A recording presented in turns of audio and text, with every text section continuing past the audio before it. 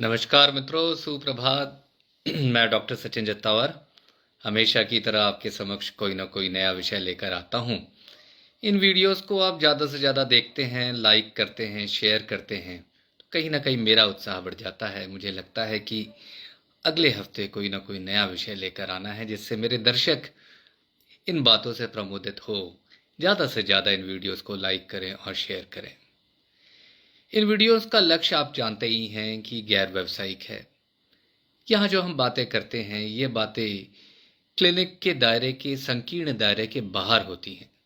तो क्या होता है कि यहाँ पे व्यावसायिकता हावी नहीं होती, ना मरीज को जल्दी से जल्दी देखने का दबाव होता है, ना उसे जल्दी से जल्दी ठीक करने का किसी प्रकार का प्रलोभन होता है, ना बातें दवाइयों की होती हैं, ना किसी भी प्रकार से जांचों की होती है, ना कोई खर्चे और इस तरह की बात होती है। यहाँ से बात दिल खोल कर होती है कि हमें अपने जीवन में जो भी विसंगतियाँ हैं उसके बारे में हम चर्चा करते हैं और ये देखते हैं कि उसका क्या समाधान हो सकता है। समाधान, जीवन का समाधान जीवन से ही जुड़ा हुआ होगा। जीवन के से बाहर से जब जीवन में समाधान आने लगता है तो वो चीज़ें नारकीय हो जाती है, दुष्टकर हो जाती है, कहीं ना कहीं महंगी हो जाती है और हमें लगता है कि कहीं व्यावसायिकता की आंधी में कोई थपेड़े तो नहीं मार रहा। जैसे एक विषय है बार बार भूख लगना। कई बार क्या होता है कि मरीज आते हैं, कहते हैं कि साहब बहुत भूख लगती है। छोटी छोटी बातों में थोड़ा खाना खा लो, घंटा 2 घंटे के बाद फिर भूख लगने लगती है। क्या करें? देखिए क्या होता है कि मधुमेह के मरीजों में जो इलाज में होते हैं, जो दवाई खाते रहते हैं या इंसुलिन लेते रहते हैं, इस तरह की जब भी कोई शिकायत लेकर आता है कि बार बार भूख लग रही है, तो हम ये मान के चलते हैं कि इनका शक्कर कम हो रहा है। तो विवेचना करते हैं कि भाई ठंडा पसीना तो नहीं आ रहा, घबराहट तो नहीं हो रही, थरथराहट तो नहीं हो रही, बहुत तेज भूख तो नहीं लगती, थरथराहट कपकपी तो नहीं होती। तो बहुत से लोग कहते हैं कि हाँ ऐसा होता है। तब हम लोग आपकी दवाओं की विवेचना करते हैं और दवाओं की मात्रा कम करते जाते हैं। और बीच बीच में, हर भोजन के बीच में आपको एक छोटा सा नाश्ता के लिए हम सलाह देते हैं कि भाई सुबह का नाश्ता हो गया और दोपहर का खाना हो गया, तो बीच में आप 11 बजे के करीब एक फल ले लीजिए। दोपहर का खाना हो गया और रात का खाना हो गया, तो शाम के 4 बजे के करीब आपको जरूर एक चाय के साथ, कुछ लोगों को तो हम कहते हैं आप मीठी चाय लीजिए, चाय के साथ आप या तो मखाने ले लीजिए, चने ले लीजिए या कुछ इस तरह की चीज़ें खाइए जिससे पेट में कुछ थोड़ा संबल रहे और शुगर लो ना हो। और रात में सोते समय 1 कप दूध पीकर सोइए। तो कई बार जब हम ये चीज़ें देते हैं, क्योंकि हम ये मशीन की तरह हर मरीज को सलाह देते हैं, तो मरीज को लगता है ये माहौल बनाने वाली बात हो रही है। डॉक्टर क्या है कि ये बीच बीच में खाना, वो भी थोड़ा सा खाना, छटाक भर खाना, तो वो सोचता है कि अरे ये तो फालतू चीज़ है, ये तो केवल इन्होंने डाइटिशियन बैठा के रखी है और इम्प्रेशन मारने के लिए ये बता रहे हैं। पर आपको जानकर आश्चर्य होगा कि ऐसे बहुत से मरीज होते हैं जो ये चीज़ नहीं मानते, तो उनका शाम को 5 से 6 बजे के करीब बहुत तेज भूख लगने लगती है। 7 बजे तक बोलने लगते, डॉक्टर साहब ये कैसी दवा दे दी, शुगर लो होने लगा, जबकि उन्होंने पूरी सलाह को माना ही नहीं। ये बात आती है हाइपोग्लाइसीमिया, यानी शक्कर की कमी होना। तो इस परिस्थिति में बार बार भूख लग सकती है और जब भी जो मधुमेह का मरीज हो, उसको ऐसा हो, तो उसे अपने डॉक्टर से अपना डोज तय करवाना चाहिए।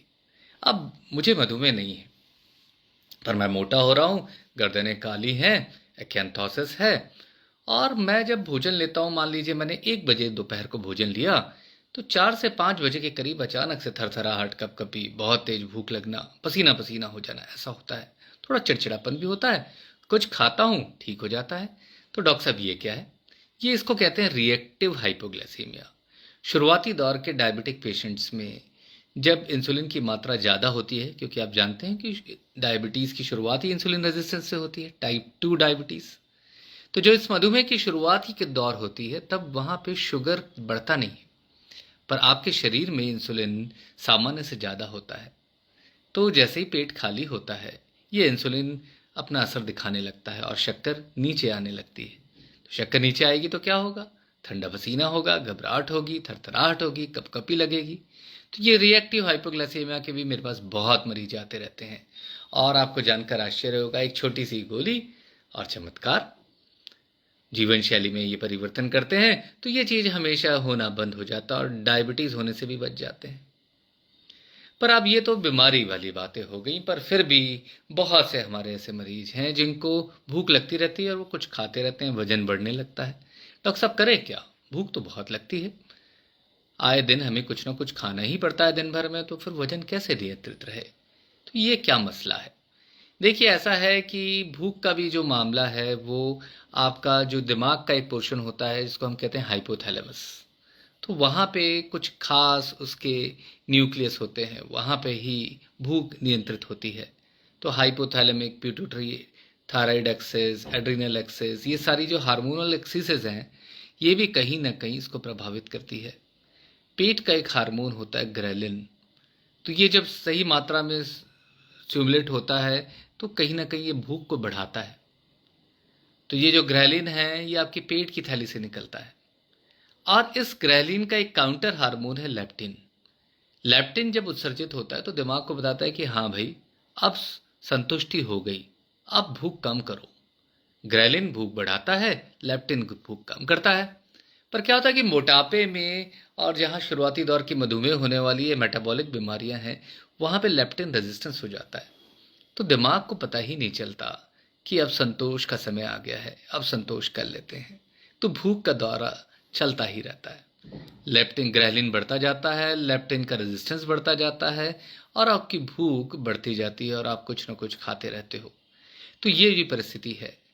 विशेष परिस्थितियां ऐसी क्या है कि मान लीजिए शुगर की दवा ले रहे हैं, उसकी मात्रा ज़्यादा है तो भूख लगेगी। कुछ आप डिप्रेशन की दवाइयाँ ले रहे हैं तो डिप्रेशन की दवाइयाँ भी प्रायः हमको लिखनी पड़ती है। आए दिन हमें कोई ना कोई किसी न किसी प्रकार से मनोरोग से ग्रसित लोग मिल जाते हैं, पर क्या करें, डॉक्टर हैं, इलाज तो करना पड़ेगा। कई बार कुछ लोगों को जब बताते हैं कि आप मनोरोग की तरफ जा रहे हैं तो नाराज़ भी हो जाते हैं। कल ही एक ऐसा हुआ कि भले मैं तो ये हूँ, मैंने कहा साहब वो अलग बात है, पर ये जो आप बात कर रहे हैं ये कहीं ना कहीं आपके मन के सूत्र ढीले होते जा रहे हैं, तो उसको कृपया मुट्ठी में बांध लीजिए, क्योंकि मन चंगा तो कटौती में गंगा। तो ये जो मानसिक रोगों के लिए दवाइयाँ दी जाती हैं, ये भी कहीं ना कहीं आपके हाइपोथैलेमस पर प्रभाव डालती हैं और बहुत सारे भूख उत्सर्जित करती हैं। तो ऐसे लोग मोटे होते जाते हैं क्योंकि थोड़ा थोड़ा खाना खाते रहते हैं। तो ये भी चीज़ें हैं, तो कहीं ना कहीं इन बातों पे भी ध्यान देना चाहिए। जिनकी नींद अच्छे से नहीं होती, रात बेरात जग लेते हैं, जिनका तनाव वाला काम है, तो उनका तनाव दूर कैसे हो? तनाव दूर होता है भोजन से। जब आप भोजन करते हैं तो दिमाग में एंडोर्फिन्स और आपका डोपामिन, सेरोटोनिन ऐसे हार्मोन्स उत्सर्जित होते हैं, तो कहीं ना कहीं मन को शांति देते हैं और ऐसा लगता है कि हाँ, ये तो एक आशीर्वाद की तरह मिल गया। तो फिर लोग उसको आशीर्वाद को बार बार प्राप्त करना चाहते हैं इन विशेष परिस्थितियों में, जब वो तनाव में होते हैं, जब नींद बहुत लंबे समय तक अच्छे से नहीं हो पाती, तो वो कहीं ना कहीं उनको ये बातें भोजन की तरफ लेकर जाती हैं और वो ज़्यादा भोजन करने लगते हैं और मोटे होने लगते हैं। तो ये जो ज़्यादा भोजन करने की स्थिति जब भी आती है, कब टेंशन में रहते हैं, तनाव में रहते हैं, अवसादग्रस्त रहते हैं, डिप्रेशन की दवा खा रहे हैं, डायबिटीज़ है डायबिटीज़ की दवा खा रहे हैं, कई बार कुछ विशेष बीमारियां हैं जहां पे लेप्टिन रेजिस्टेंस हो रहा है या ग्रेलिन की मात्रा बढ़ रही है, इन विशेष परिस्थितियों में आपको ऐसी स्थिति निर्मित होती है। क्या करना चाहिए? नियमित व्यायाम, संयमित भोजन, 6 से 8 घंटे की नींद, टेंशन तनाव अपने जीवन से बिल्कुल बाहर कर दीजिए। अगर आप इन चीज़ों को बहुत अच्छे से नियंत्रित करेंगे तो जीवन शैली में एक चमक आएगी। आज तो वर्ल्ड हार्ट डे भी है, तो वर्ल्ड हार्ट डे में जहाँ पे आज का दौर जो है कोई भी बात नहीं करता कि आप संयमित भोजन लीजिए, नियमित व्यायाम करिए, खुश रहिए, हंसी मजाक करिए, समय निकालिए, परिवार के लिए समय निकालिए, रिश्तेदारों के लिए समय निकालिए, पूछिए दूर की मौसी को कि कैसी हैं आप। तो ये जो चीज़ें हैं, हमने इसके महत्व को भूल ही गए हैं, क्योंकि कहीं ना कहीं इसका असर हार्ट पे पड़ता है, कहीं ना कहीं इसका असर दिमाग पे पड़ता है, कहीं ना कहीं इन बातों का असर, जिन सामाजिक संसर्गों का असर आपके शरीर के अन्य अंगों पे पड़ता है। तो अभी क्या है कि आज का दौर है कि भाई हाँ, मुझे हार्ट का प्रॉब्लम हुई, एंजियोग्राफी कराया, एंजियोप्लास्टी कराई, फटाफट, अरे मैं तो पैसे दे रहा हूँ ना, मेरे पास तो इंश्योरेंस है, आप फटाफट सफाई करिए। पर किसी को भी चिंता नहीं है, ना डॉक्टर को ना मरीज को, कि जो मूलभूत कारण है जो हम भूलते जा रहे हैं, उसके बारे में समाधान क्यों ना किया जाए। तो उन मूलभूत कारणों पर ध्यान दीजिए। कोई भी इस तरह के लक्षण होते हैं, जब बार बार भूख लग रहे हैं, तो कहीं ना कहीं आपकी गाड़ी पटरी से उतर चुकी है। तो गाड़ी को पटरी में लाने के लिए जीवन से फिर से जुड़िए, जमीनी हो जाइए, थोड़ा रुक कर काम करिए। क्या जरूरत है इतनी दौड़ लगाने की, इतने टेंशन तनाव की? क्या कर लेंगे ज्यादा पैसा कमाकर? सीमित जीवन को चलाने के लिए जरूरी है। ऐसा तो नहीं है कि जिस आदमी के पास करोड़ों रुपए में धन संपदा है वो बहुत खुश है, और जो सड़क पर चलता हुआ आदमी है, जो सूखी रोटी खा रहा है, वो खुश नहीं है। ये आपके सोच का धुंधलका है। तो आशा है इस वर्ल्ड हार्ट डे पे इस चीज को भी आप समझेंगे। और कभी भी अगर भूख लगे, बार बार भूख लगे, तो अपने हार्मोन के डॉक्टर से आकर मिलिए, एंडोक्रोनोलॉजिस्ट से आकर मिलिए।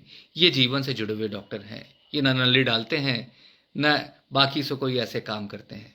इनका काम सतही तौर पे विवेचना करना होता है, एक फिजिशियन का काम होता है। तो आप कभी भी कोई परेशानी हो तो आप आइए, हम एक नए दृष्टिकोण से चीज़ों की विवेचना करेंगे। आशा है आपको मेरी बात समझ में आई होगी। धन्यवाद।